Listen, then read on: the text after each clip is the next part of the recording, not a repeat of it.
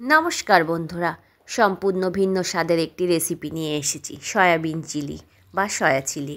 100 গ্রাম সয়াবিনকে আমি গরম জল আর লবণ দিয়ে ভালো করে মিশিয়ে এটা আধ ঘন্টার জন্য চাপা দিয়ে রাখবো। এবার কিছু সবজি কেটে নিয়েছি, পেঁয়াজ কুচি, আদা কুচি, রসুন কুচি, কাঁচা লঙ্কা কুচি, অর্ধেক পাতিলেবু, ক্যাপসিকাম, গাজর আর ধনেপাতা।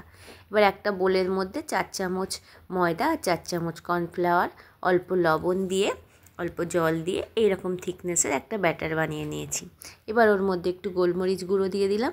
ওদিকে সয়াবিনগুলো জল থেকে নিংড়ে সেঁকে নিয়েছি। এবার সয়াবিনগুলো ওই ব্যাটারে দিয়ে দিলাম। এবার ভালো করে এপিট ওপিট মাখিয়ে চামচের সাহায্যে কড়াইতে আমি একটা একটা করে সয়াবিন পকোড়ার আকারে এবার ভেজে নেব। এগুলো খুব একটা কড়া করে ভাজার দরকার নেই, মোটামুটি লাল হলেই হয়ে যাবে। খুব বেশি কড়া হলে এটা আবার পরে শক্ত হয়ে যাবে।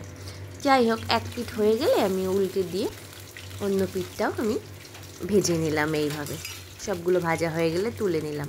এইভাবে আমি 3 বারে টোটাল সবগুলোকে ভেজে নিয়েছি। সবগুলো আমার ভাজা হয়ে গেছে, দেখো এখানে কতটা হয়েছে।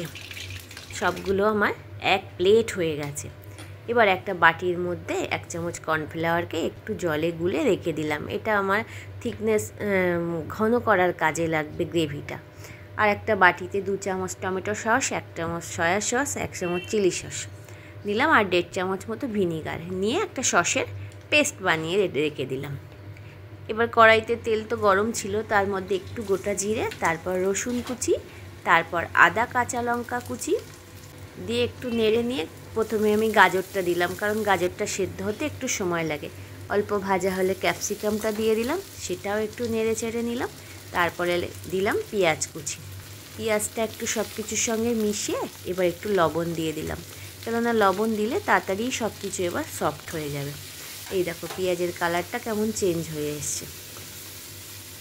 এবার সব কিছু একটু ভালো করে ভাজা ভাজা হয়ে গেলে আমি প্রথমে লেবু যেটা কেটে রেখেছিলাম অর্ধেকটা, ওই লেবুর রসটা দিয়ে দিলাম। তারপরে সসের মিশ্রণটা সঙ্গে একটু সসের বাটি ধোয়া জলও দিয়ে দিলাম। এবার দিলাম একটু লঙ্কার গুঁড়ো 1 চামচ, কারণ এটা একটু ঝালঝালি ভালো লাগে। সেটাকেও ভালো করে মিশিয়ে নিলাম।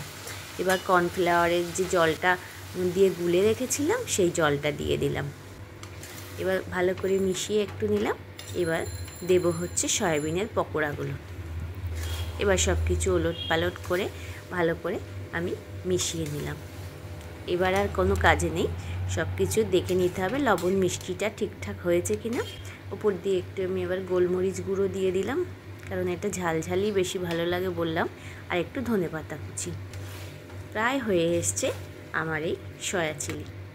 আর একটু টেস্টের জন্য চিনি দিলাম, চিনিটা তোমরা চাইলে দিতেও পারো, না পারো। তো কেমন লাগছে আমার এই সয়াবিন দিয়ে এই সয়া চিলি রেসিপি তোমরা জানাতে কিন্তু ভুলো না। খেতে তো দারুণ হয়েছিল, এটা আমরা ডিনারে রুটি দিয়ে খেয়েছি। তোমাদের কেমন লাগলো আজকের রেসিপিটা আমাকে জানাতে ভুলো না। রেসিপিটি দেখার জন্য অনেক ধন্যবাদ। যেমন তোমরা আমার পাশে আছো তেমন আমার পাশে থেকো এবং ভিডিও দেখে লাইক করতে কমেন্ট করতে ভুলো না। অনেক ধন্যবাদ তোমাদেরকে। ভালো থাকবে। নমস্কার।